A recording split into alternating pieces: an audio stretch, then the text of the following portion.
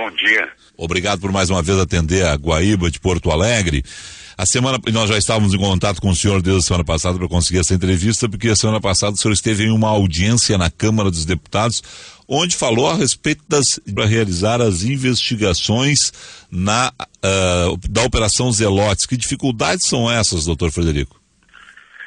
Sim, eu relatei na audiência pública que houve na Câmara dos Deputados, semana passada, que algumas medidas investigatórias requeridas pelo Ministério Público Federal não foram deferidas pelo juízo, né? Isso, sem dúvida, acarretou algumas dificuldades, mas não vai comprometer o resultado final da Operação Zelotes.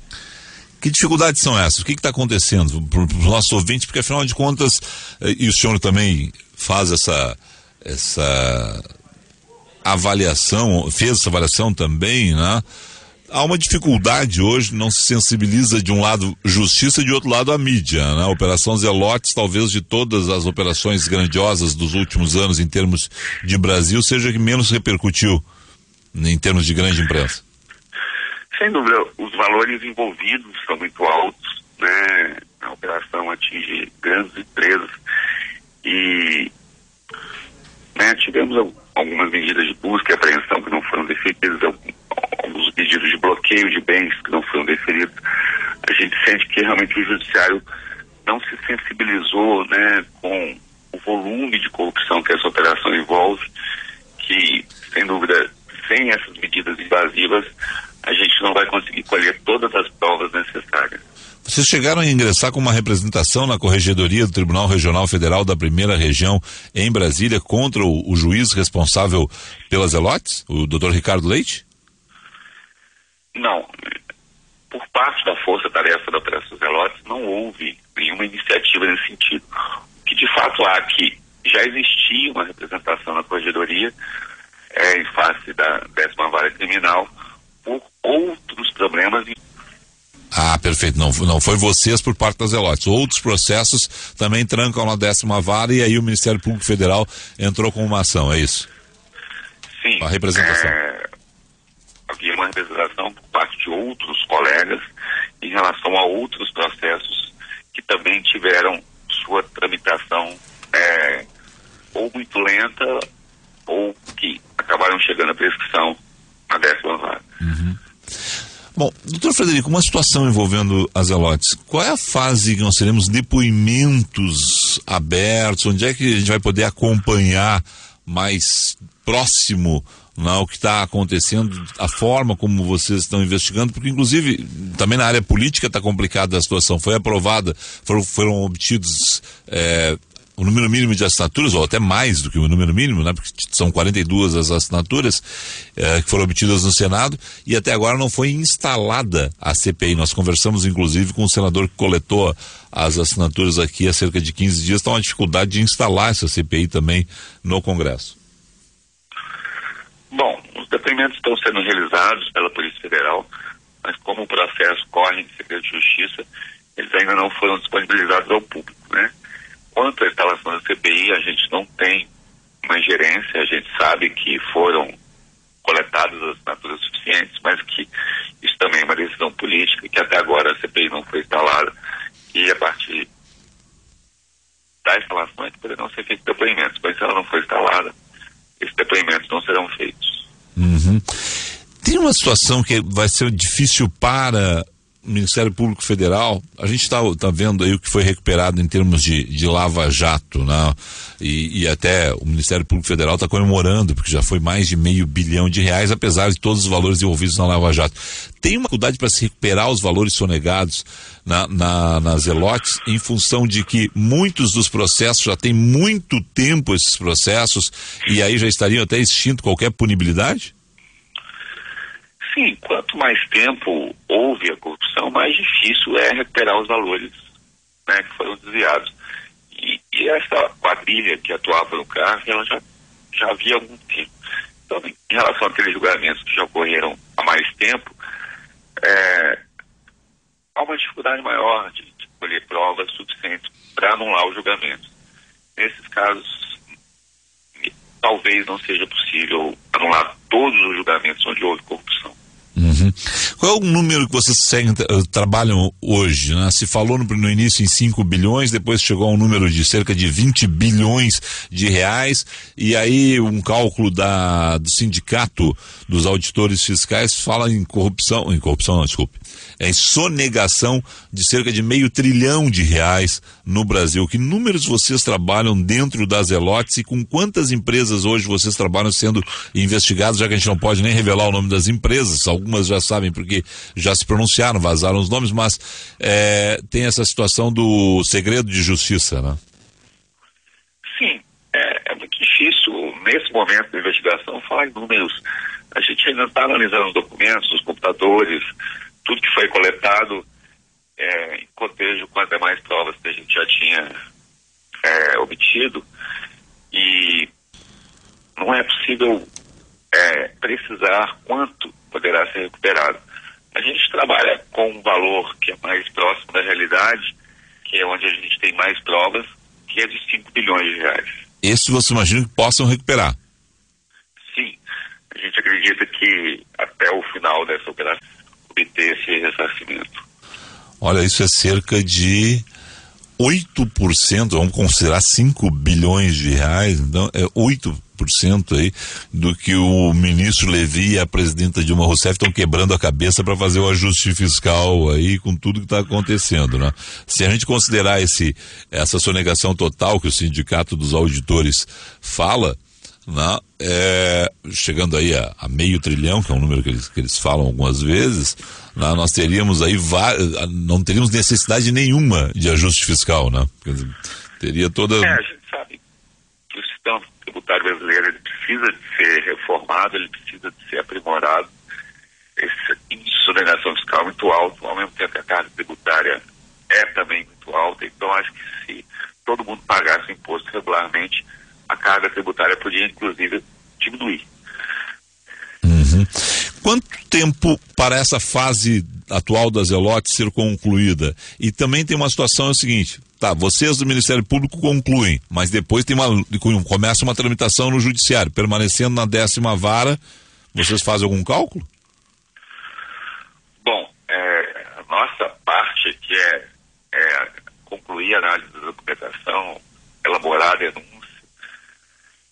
Isso, as primeiras denúncias a gente pretende oferecer até o final de junho, início de julho, né? Mas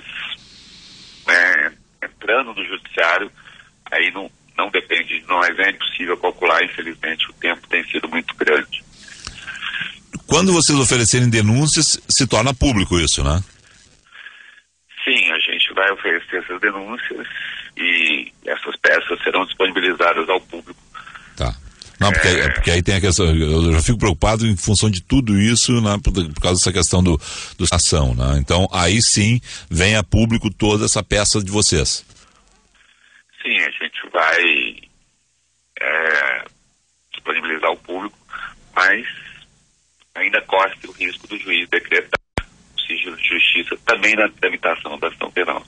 Certo. Estamos conversando com Frederico Paiva, procurador do Ministério Público Federal, responsável pela investigação da Operação Zelotes. Eu passo a ler aqui a coluna do Edgar Lisboa, publicada hoje no Jornal do Comércio de Porto Alegre. Eu gostaria que o senhor comentasse esse assunto, porque afinal de contas tem uma conexão aqui entre Zelotes e Lava Jato. Talvez as operações Zelotes e Lava Jato estejam se tornando uma só. A CPI da Petrobras aprovou a convocação do presidente do Conselho de Controle de Atividades Financeiras, o COAF, Antônio Gustavo Rodrigues. Grande parte dos recursos ilícitos decorrentes do esquema de corrupção em tela foi transferida para o exterior, disse o autor do requerimento, deputado federal gaúcho Darcísio Peronde, do PMDB. De acordo com ele, alguns dos envolvidos na Lava Jato enviaram dinheiro ao exterior e o COAF não atuou com devido rigor. A Lava Jato investiga corrupção na Petrobras e as Zelotes fraudes no COAF. Tem isso mesmo? Eu acho prematuro dizer que elas podem se unir. Eu acho que são ambas duas operações de grande vulto e que, em ambos os casos, há remessa de dinheiro para o exterior. Eu acho que mais para frente pode ser que se estabeleça um ponto de contato entre elas. Por hora, eu acho prematuro afirmar que elas se tornaram em uma só operação. Certo. Doutor, dá para dizer o seguinte, quantos empresários já foram ouvidos nessas sessões que estão sendo realizadas com segredo de justiça? Olha, o foco inicial tem nas pessoas que praticavam a corrupção, nos intermediários, nas pessoas que abordavam as empresas, nas pessoas que tinham empresas de fachadas que foram utilizadas para que o dinheiro fosse transitado até que chegasse ao destinatário final. Eu não sei dizer quantos empresários já foram ouvidos. Eu sei que o foco inicial tem sido os integrantes da quadrilha, porque cada empresa era abordada num momento diferente e não havia comunicação entre elas. O fato é que, se não foram ouvidos ainda, eles serão ouvidos no momento oportuno. O conselho tem 216 conselheiros, né? E é bom lembrar, a gente já falou isso a primeira vez que conversou com o senhor, é muito estranho um conselho desse porque é todo mundo voluntário, né? Que a pessoa vai lá e trabalha de graça, né? E aí acaba abrindo uma porta para a corrupção. Desses 216 conselheiros, quantos o senhor imagina hoje estão sendo investigados, estão no foco de vocês? Vocês já chegaram a esse número? Esse número pode aumentar dependendo da análise das provas, né? Por hora, que a gente tem investigado são 10 conselheiros. Quer dizer, 10 conselheiros e ex-conselheiros, porque vários deles já saíram do cargo. Tá. E só para fechar, a questão ainda se concentra naqueles 74 processos iniciais, né? Casos de 2005 a 2013, ou vocês já ampliaram esse leque? Não, a gente ainda tem que trabalhar com esses 74. É um trabalho bastante grande, a gente tem feito caso por caso. A gente ainda não chegou a analisar todos os 74 julgamentos. A gente está fazendo gradualmente e a gente espera até o final de junho e julho concluir esse processo. Tá certo. É complicado fazer uma entrevista como essa, sempre porque a gente tem esse segredo de justiça, né?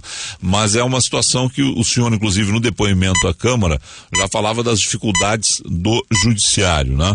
De trabalhar também com o judiciário, porque afinal de contas, vocês sentem que a operação, a investigação está sendo prejudicada. Vocês trabalham com alguma perspectiva de a representação antiga, porque não é, o senhor já explicou aqui, não é a representação de vocês que trabalham nas Zelotes, da 10ª Vara Judicial ser julgada, alguma ação ser tomada pelo Judiciário Federal, mudar esse âmbito para facilitar o trabalho não só de vocês das Zelotes, mas de como todo o Ministério Público Federal no âmbito dessa vara? A gente, de uma maneira geral, espera que o Judiciário combata com rigor esses crimes, né? É verdade que a corrupção é um crime que atinge a todos nós e são valores muito altos. A gente espera que não apenas esse caso, a Operação Zelotes, mas todos os outros casos que envolvem crimes do colarinho branco sejam efetivamente punidos pelo Poder Judiciário. Na audiência da semana passada no Congresso Nacional, o senhor chegou a traçar um paralelo aí com a Lava Jato e o juiz Sérgio Moro, com ele o assunto anda.